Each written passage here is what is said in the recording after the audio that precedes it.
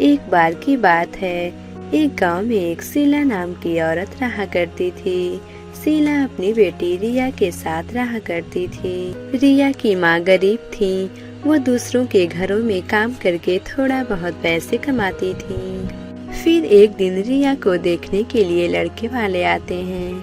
फिर लड़के वाले रिया को पसंद कर लेते हैं, लेकिन वे लोग रिया की माँ से ढेर सारे पैसे मांगते हैं। रिया की माँ पैसे देने के लिए हाँ बोल देती हैं। तब लड़के वाले 1 महीने का समय देकर वहाँ से चले जाते हैं। माँ, तुम इतने पैसे देने के लिए हाँ क्यों बोल दी? हम लोगों के पास उतने पैसे कहाँ से आएंगे? बेटा, वो तो मुझे भी नहीं पता है कि इतने पैसे कहाँ से आएंगे, लेकिन तुम चिंता मत करो, मैं कहीं ना कहीं से इंतजाम जरूर कर लूंगी। कल मैं मालकिन के पास पैसे मांगने के लिए जाऊंगी। मालकिन जो भी पैसे देंगी मैं तेरी शादी के लिए जुटा कर रख दूंगी। फिर अगले दिन सुबह होने पर रिया की माँ अपनी मालकिन के घर पैसे मांगने के लिए जाती हैं। मालकिन, मेरे बेटी की शादी तय हो चुकी है, कुछ पैसों की कमी पड़ रही है। अगर आप कुछ पैसे दे देंगी तो आपका बहुत ही उपकार होगा। मैं आपके यहाँ काम करके आपका सारा पैसा चुका दूंगी। मैं तुम्हें उतने पैसे नहीं दे सकती हूँ। अगर तुम्हें उतने पैसे चाहिए तो तुम पहले मेरे यहाँ काम करो। अगर तुम्हें पैसों की ज्यादा जरूरत है तो तुम पिछले महीने का पैसा ले सकती हो। ज्यादा पैसे मैं तुम्हें नहीं दे सकती हूँ। अब तुम मेरे यहाँ से चली जाओ। रिया की माँ उदास होकर वहाँ से चली जाती है।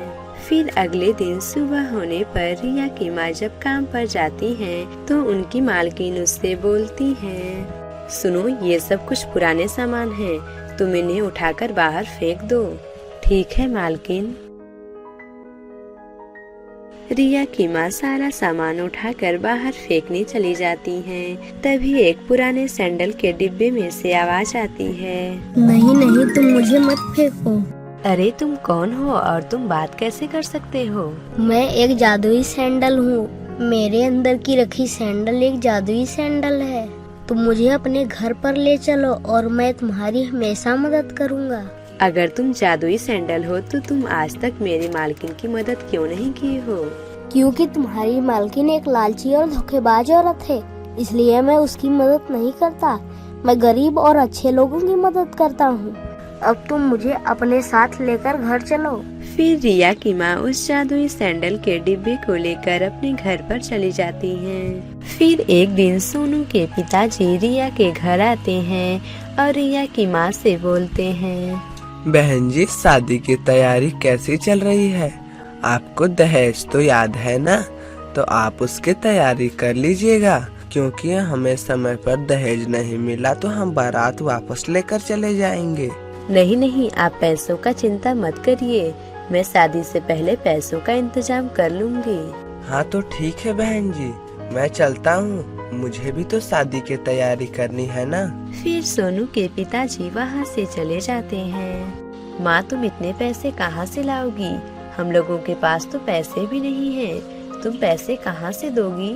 तभी रिया की माँ उस जादुई सैंडल से बोलती है, सुनो जादुई सैंडल, क्या तुम मेरी बेटी की शादी के लिए कुछ पैसे दे सकते हो? तुम तो एक जादुई सैंडल हो ना, क्या तुम मेरी मदद कर सकते हो? तुम्हारा बहुत ही एहसान होगा। हाँ, मैं तुम्हारी मदद जरूर कर सकता हूँ। तुम्हारे बेटी की शादी अगले महीने में है ना? देखना, उसकी शादी धूमधाम से होगी। मैं तुम्हारी सारी समस्या दूर कर दूंगा। फिर देखते ही देखते 1 महीना निकल जाता है और रिया के शादी का दिन आ जाता है। जादुई सैंडल, आज मेरी बेटी की शादी है, तुम बोले थे तुम मेरी मदद करोगे। हाँ हाँ, मैं तुम्हारी बेटी की मदद जरूर करूँगा। मैं अपना वादा भूला नहीं हूँ। तुम ये जादुई सैंडल अपने बेटी को पहना दो, फिर देखो चमत्कार। फिर रिया जैसे ही उस जादुई सैंडल को पहनती है, वो एक सुंदर दुल्हन बनकर तैयार हो जाती है। रिया देखने में बहुत ही सुंदर दिख रही थी। उसके शरीर पर सोने के गहने लगे हुए थे। फिर जादुई सैंडल रिया की माँ को ढेर सारे पैसे देता है। ये देखकर रिया और उसकी माँ बहुत ही खुश होती हैं। ये सब बातें रिया के माँ की मालकिन देख लेती हैं। रिया की माँ की मालकिन शादी में शामिल होने के लिए आई थी और छुपकर ये सारी बातें देख लेती हैं। ये सब देखकर उन्हें बहुत ही गुस्सा आता है और वो रिया की माँ से बोलती हैं, अरे ये जादुई सैंडल मेरा है, तुम मेरे घर से इसे चुराकर अपने घर पर लाई हो। चुपचाप ये जादुई सैंडल तुम मुझे दे दो, वरना ठीक नहीं होगा। जल्दी से मेरा जादुई सैंडल वापस करो। तुम ये मत भूलो राधा कि तुम भी अपने पड़ोसन के यहाँ से मुझे चुरा के लाई हो। मालकिन, आप तो उस दिन ये जादुई सैंडल फेंकने के लिए बोली थी। मैंने सोचा कि मैं अपनी बेटी के लिए रख लेती हूँ। मालकिन, ये सैंडल तो मेरी हुई ना। सुनो शीला, ज्यादा बकवास मत करो, तुम चुपचाप मेरी सैंडल मुझे वापस कर दो। राधा, तुम ये जादुई सैंडल को चुरा के ही लाई हो। अगर मैं ये बात पुलिस को बता दूंगा तो तुम जेल में जाओगी। इसीलिए अब तुम्हारा इस जादुई सैंडल पर कोई हक नहीं है। तुम यहाँ से भाग जाओ, नहीं तो मैं पुलिस से बता दूंगा। जादुई सैंडल की बात सुनकर राधा डर जाती है और जादुई सैंडल से बोलती है, नहीं नहीं जादुई सैंडल, तुम मुझे माफ कर दो, मैं यहाँ से चली जाती हूँ। तुम मुझे कुछ भी मत करना और पुलिस से मत बताना। इतना बोलकर राधा डर के मारे वहाँ से भाग जाती है। फिर थोड़ी देर में लड़के वाले भी बारात लेकर रिया के घर आ जाते हैं। फिर रिया की माँ जैसे ही पैसे देने के लिए जाती है, तभी सोनू बोलता है, नहीं नहीं माँ जी, आप पैसे मत दीजिए। पिताजी, अगर आपने दहेज लिया तो मैं आपसे कभी भी बात नहीं करूँगा। ठीक है बेटा, तुम ऐसा मत बोलो। ठीक है, मैं दहेज नहीं लूंगा, लेकिन तुम मुझसे बात जरूर करना। तुम तो मेरे इकलौते बेटे हो। बहन जी, मुझे दहेज नहीं चाहिए, मैं आपका ये पैसा नहीं लूंगा। फिर रिया और राजू की शादी हो जाती है और वे दोनों हंसी खुशी रहने लगते हैं। इस कहानी से हमें ये सीख मिलती है कि हमें दहेज के लिए किसी को परेशान नहीं करना चाहिए और दहेज नहीं लेना चाहिए। राधेपुर नाम के गांव में खुशी नाम की एक सुंदर लड़की रहा करती थी। खुशी के माता पिता नहीं थे, वो अपने भैया और भाभी के साथ रहा करती थी। खुशी के भैया की शादी अगले साल ही हुई थी। एक साल में खुशी और उसके भाभी के साथ माँ बेटी के जैसा रिश्ता हो गया था। खुशी, कल तुम्हारा टेस्ट है ना, तो तुम चाय क्यों बना रही हो? जाओ तुम, मैं चाय बना लूंगी, जाकर तुम पढ़ाई करो। भाभी, मैं टेस्ट की पूरी तैयारी कर चुकी हूँ, इसलिए मैं रोजाना की तरह चाय बना सकती हूँ। अगर तुमने पूरी तैयारी कर ली है तो एक बार रिवीजन कर लो। रिवीजन करने के बाद तुम आराम कर लेना। परीक्षा के दौरान आराम करना भी बहुत जरूरी होता है। खुशी, जब तक तुम्हारी परीक्षाएं हैं तब तक मैं घर का पूरा काम कर लूंगी। अब जाओ तुम पढ़ाई करो। सुषमा भाभी, आप सच में बहुत अच्छी हैं। हाँ खुशी, बिल्कुल तुम्हारी तरह। एक तरफ जहाँ खुशी अपने सुषमा भाभी से इतना प्यार करती थी, वहीं दूसरी तरफ खुशी के भैया रघु सुषमा को बिल्कुल भी पसंद नहीं करते थे। रघु इस बात से हमेशा नाराज रहता था कि उसके शादी में उसे बहुत कम दहेज मिला है। रघु दहेज को लेकर सुषमा को बिल्कुल भी पसंद नहीं करता था। सुषमा कहाँ मर गई? मेरे जूते कहाँ हैं? यही कहीं रखे होंगे, मैं अभी ढूंढ देती हूँ। ढूंढ देती हूँ इसका क्या मतलब है? तुमने तो अपनी जूतियाँ बहुत संभाल कर रखी हैं और मेरे जूते कहाँ फेंक दी हो? देखिए, आप मुझसे झगड़ा मत कीजिए, आपके जूते यहीं कहीं पर होंगे। आपके जूते कल मैं धोकर छत पे डाली थी, शायद वहीं पर होंगे। मैं अभी लेकर आती हूँ। सुषमा जब तक छत पर से जूते लाती तब तक रघु वहाँ से जा चुका था। सुषमा देखती है कि उसकी सैंडल वहाँ से गायब थे। अरे, मेरे सैंडल कहाँ गए? इसके बाद सुषमा अपने सैंडल को इधर उधर ढूंढने लगती है। तभी खुशी सुषमा के पास आती है और बोलती है, भाभी, मैंने भैया को गुस्से में आपकी सैंडल फेंकते हुए देखा था। खुशी, तुम सैंडल ढूंढने में मेरी मदद करो। वो कोई साधारण सैंडल नहीं है, वो एक बहुत ही खास सैंडल है। फिर सुषमा और खुशी सैंडल को ढूंढने लगती हैं।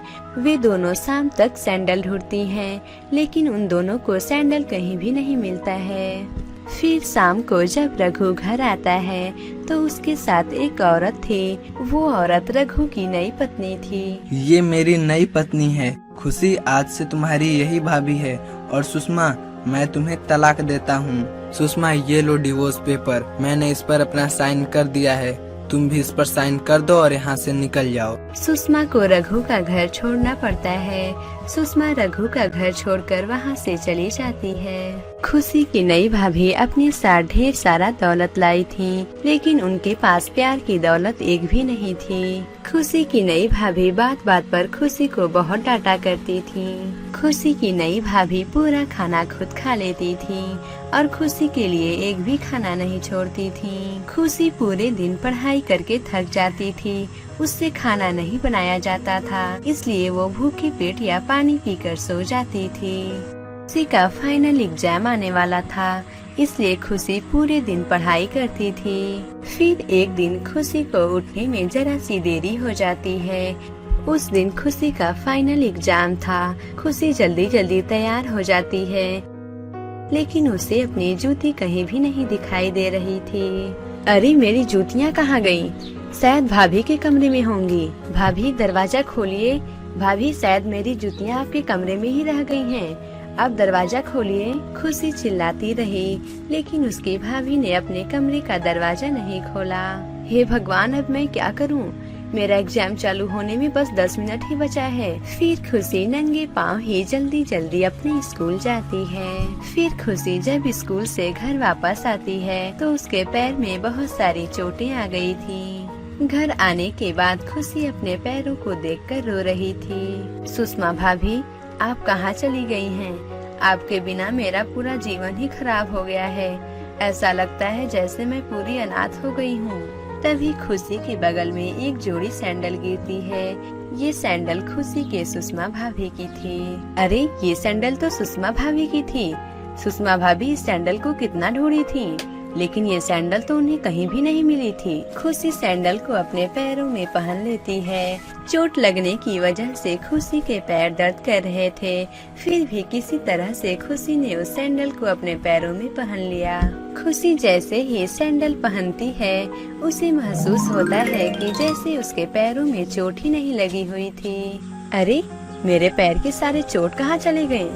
अब तो मुझे ऐसा लग रहा है कि जैसे मेरे पैर में चोट तो कभी लगी ही नहीं थी। मेरा पैर अब बिल्कुल भी दर्द नहीं कर रहा है। खुशी के पैर ठीक हो जाने की वजह से खुशी बहुत ही खुश होती है, लेकिन उसकी नई भाभी ये सब देख लेती हैं। अच्छा, तो इसे कहीं से जादुई जूतियाँ मिल गई हैं। तुम चिंता मत करो, मैं इसे भी तोड़ फोड़ कर फेंक दूंगी। फिर खुशी जब खाना खाने के लिए चली जाती है तो उसकी भाभी उसके कमरे में आती हैं। अरे ये सैंडल तो देखने में बहुत ही सुंदर दिख रहा है। मैं इन सैंडल को तोड़ने से पहले एक बार पहन कर देख लेती हूँ। खुशी की भाभी ने जैसे ही सैंडल पहना, उसके पैर घाव से भर जाते हैं। अरे ये क्या हो गया? मेरे पैर में इतनी चोट कैसे लग गई? कोई मेरी मदद करो, मेरा पैर बहुत दर्द कर रहा है। फिर खुशी के भैया खुशी के भाभी को लेकर अस्पताल में जाते हैं। फिर खुशी जादुई सैंडल को पहनकर बोलती है, जादुई सैंडल तुम मुझे सुषमा भाभी के पास लेकर चलो।